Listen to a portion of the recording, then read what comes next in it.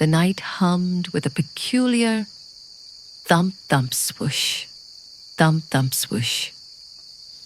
From the grand, slightly crooked magical castle, Raju and Priya peeked out, their eyes wide.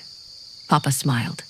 Imagine a castle that wobbled with laughter, especially when its strangest resident was around.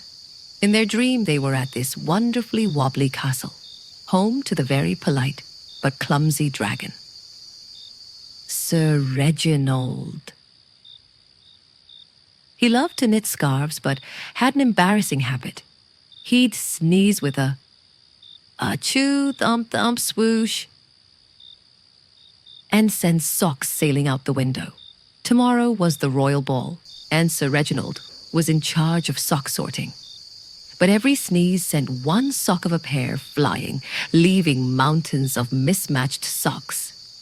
He looked so sad, trying to catch them with a tiny net. Raju and Priya, with their dog Rio and parrot Mithoo, gently approached.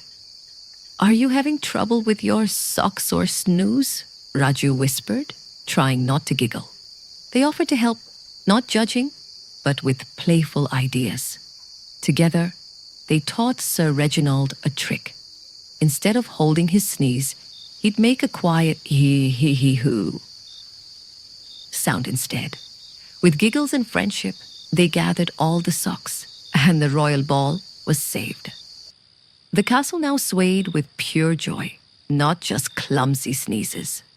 Back in their cozy beds, Raju and Priya smiled, dreaming of the funny, kind dragon and their wobbly castle adventure. Rio was curled up tight, and Mithoo was fast asleep.